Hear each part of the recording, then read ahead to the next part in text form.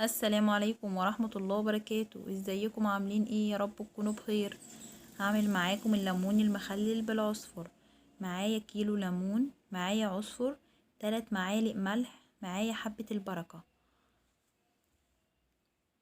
هجيب بقى الليمون دوت كتير في السوق، وفي كيلو ب10، رخيص جدا. كيلو ب10 وكيلو وربع ب10. انا جبت كيلو. هعمل اخلله معاكم لرمضان. نقي الليمونية الصفرة، ما تنقيش الخضرة، نقي الليمونة الصفرة بالشكل ده كده. وهجيبها، مش هاجي من عند البوز، هاجي من الناحية التانية واقطعها بالسكينة. ولازم تكون السكينة بتاعتك حامية. السكينة دي ما كانتش حلوة خالص.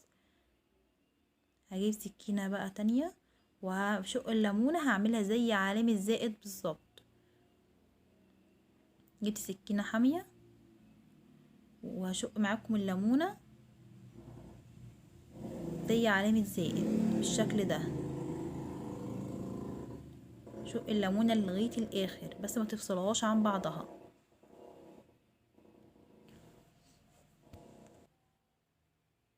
هعمله معاكم بقى وارجع لكم تاني. كده بعد ما خلصت الليمون معاكم، عملته بالشكل ده. معايا بقى حلة فيها مية بتغلي على البوتاجاز، هنزل بالليمون بتاعي. انا عايزاه ياخد ربع سلقة كده، مش عايزاه ينسلق. معايا بقى الملح والعصر وحبة البركة، اخلطهم على بعض.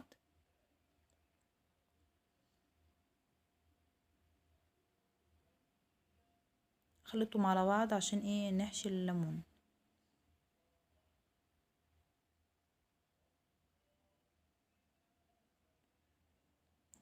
وكده بقى الخلطة جهزت معانا. تعالوا نشوف الليمون فتح معانا وجميل ازاي. فتح شكل الورد المفتح. هو يفتح معانا كده وياخد غلوة، نروح مطلعينه من المية بمصفى بقى ونصفيه كويس ونطلعه.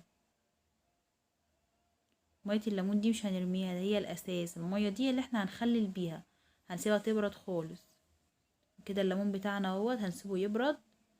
كده بعد ما برد معانا، سيبي الليمونة تبرد خالص، ما ينفعش تخلليه وهو سخن. هجيب الليمون بقى احشيه بالخلطة اللي انا عملتها زي ما انتوا شايفين كده. هعمل كمان واحدة معاكم بالشكل ده.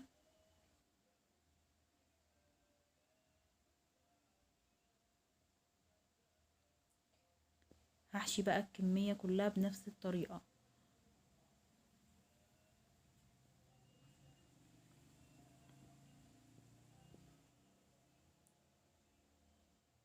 رص جنب بعض. هخلص بقى كده. بقى معايا المية بقى بردت. هحط فيها يجي معلقتين ملح، وما كانوش مليانين قوي، معلقتين ملح. وانزل بقى بالعصفر بتاعي وحبة البركة اللي فاضوا مني، وهقلبهم كويس واركنهم على جنب. كده الليمون بتاعي بعد ما حشيته الحشوة شكله جميل جدا. جربوا بالطريقة دي، تحفة وطعمه حلو جدا. معايا بقى برطمان، هنزل بالليمون بتاعي بقى في البرطمان.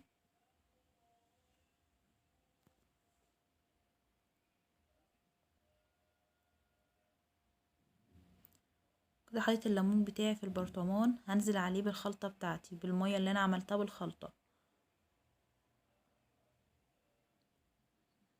هغطيه.